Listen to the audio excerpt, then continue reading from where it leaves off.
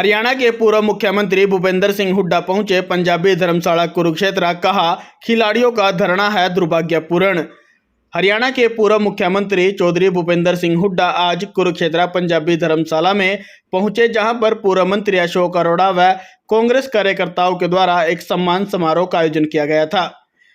कुरुक्षेत्र पहुंचने पर भूपेंद्र सिंह हुड्डा कार्यकर्ताओं से रूबरू हुए और कहा कि आज दिल्ली के अंदर देश भर के खिलाड़ी अपनी मांगों को लेकर प्रदर्शन कर रहे हैं, जो कि दुर्भाग्यपूर्ण है।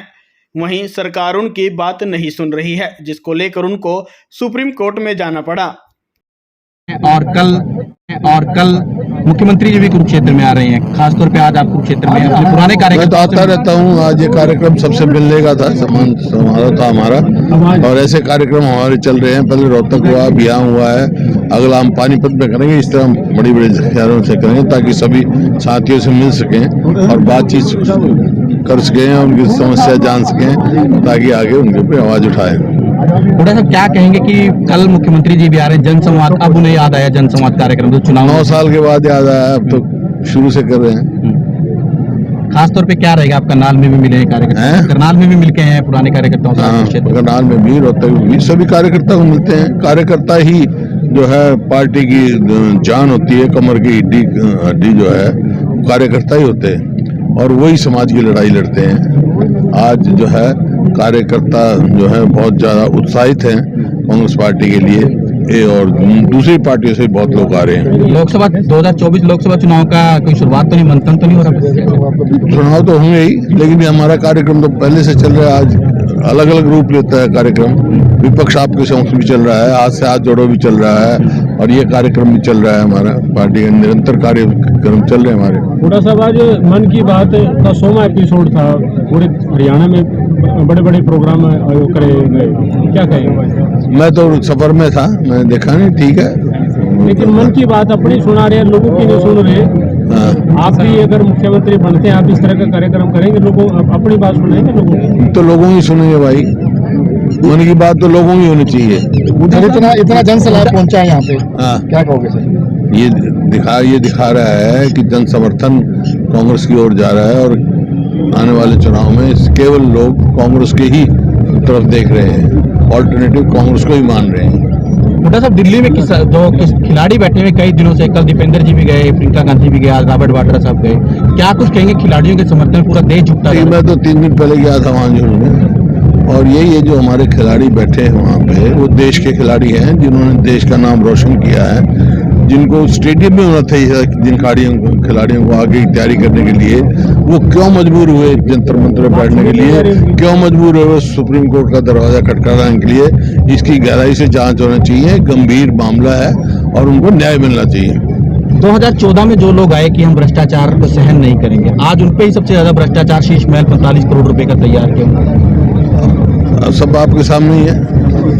या हरियाणा में जो भ्रष्टाचार जो है चरम सीमा पर है, आप स्वयं देख रहे हैं।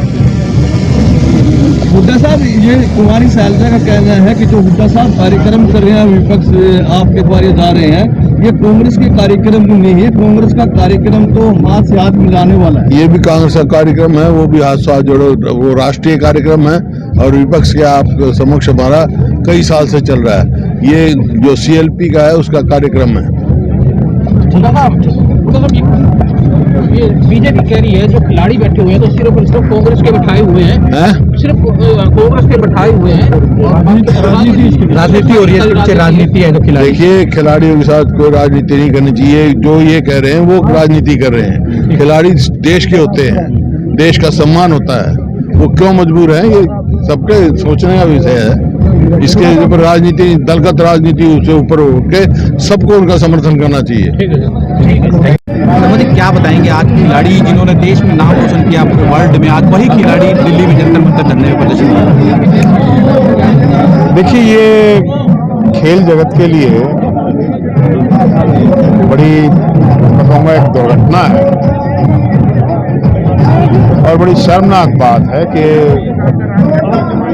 देश के, प्रदेश के, इंटरनेशनल लेवल के हमारी जो महिला पहलवान हैं, वो अपने शोषण के खिलाफ कई दिनों से जंतर मंतर के धरने पर, और अल्टीमेटली उनकी सुनवाई हुई जब उन्होंने सुप्रीम कोर्ट का दरवाजा खटखटाया। ये बड़े दुर्भाग्य की बात है, क्योंकि इसका पीछे भारतीय जनता पार्टी राजनीति कर रही है।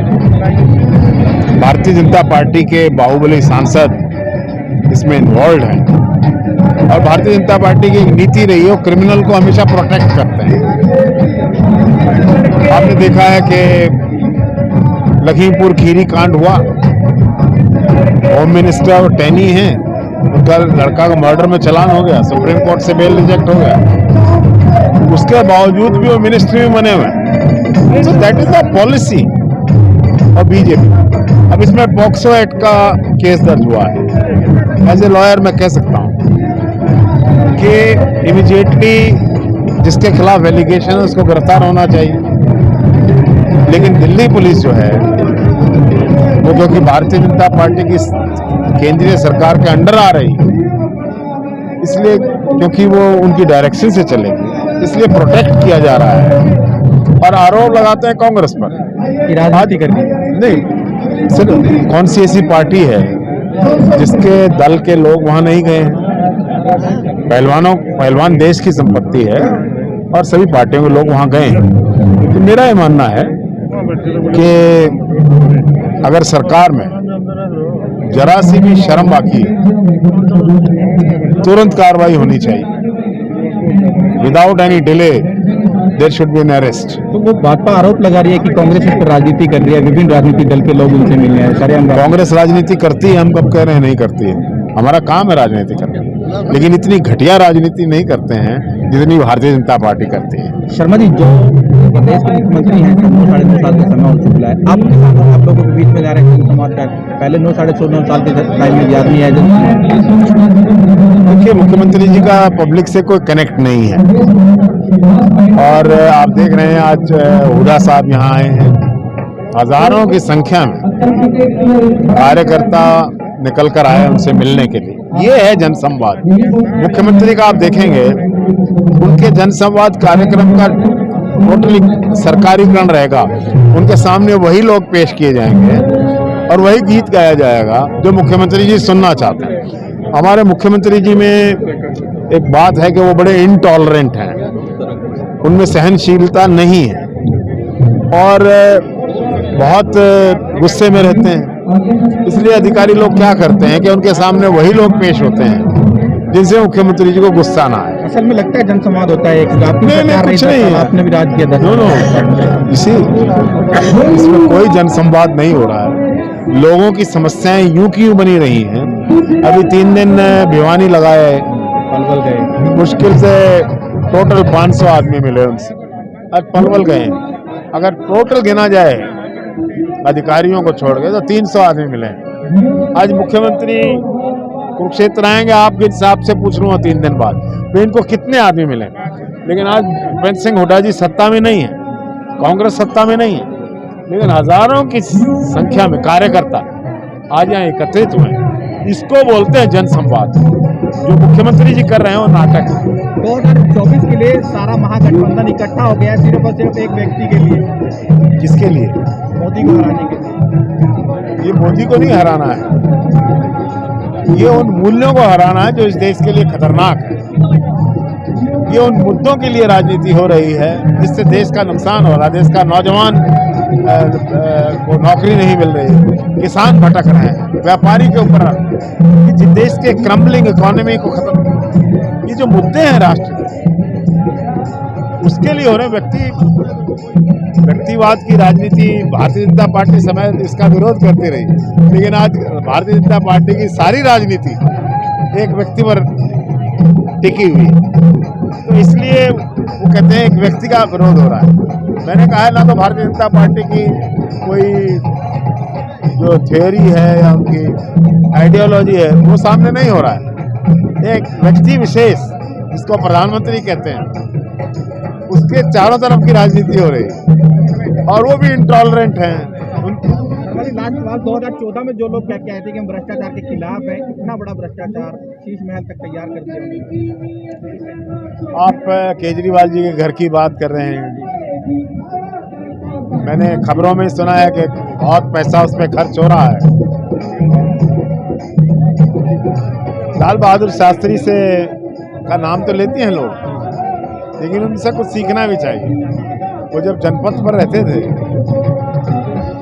तो एक छोटा घर, कोई सिक्योरिटी नहीं। आज प्रधानमंत्री के मोदी जी के घर को रेनोवेट करने में 90 करोड़ रुपया लगाया गया है। वो किसका पैसा है? कौन लोग, कहाँ से आया पैसा? लोगों का पैसा है, टैक्स पेयर्स का पैसा। देखिए, इस प्रकार की राजनीति बहुत दिनों तक नहीं चलेगी। लोग खेल को समझ रहे हैं और आप देखेंगे 2024 का जो चुनाव है उसको लेकर तो नहीं कार्यकर्ताओं से मिला जा रहा है। 2024 की रणनीति निश्चित रूप से हम भविष्य के लिए एक अपनी पार्टी के एक स्थानीय कैडर को कंसोलिडेट भी, ऑर्गेनाइज भी, स्ट्रेंथन करने के लिए कोशिश कर रहे हैं। ये ठीक है, आपस में कार्यकर्ता मिलेंगे, बैठेंगे, बात करेंगे, नेताओं से बात करेंगे। यहाँ कई विधायक हैं, पूर्व मुख्यमंत्री हैं, कई पूर्व सांसद, बहुत लोग हैं। तो कार्यकर्ताओं का और नेताओं का जो संवाद है ये रंग लेके आएगा। जहाँ तक 2024 की बात है, क्योंकि राजनीति में गणित सबसे प्रमुख प्रधान रहता है। आप देखेंगे कि भारतीय जनता पार्टी जो देश में अगली सरकार की घोषणा कर रही है वो 200 पे सिमट जाएगी। सभी लोकसभा, हरियाणा की सभी लोकसभा सीट जीतेगी कांग्रेस। हरियाणा में कांग्रेस का ऐसा प्रदर्शन रहेगा बिकॉज लोगों को पता है कि अगली सरकार स्टेट में कांग्रेस की आ रही है, तो लोकसभा में दूसरे क्यों भेजेंगे? कांग्रेस के लोगों को भेजेंगे।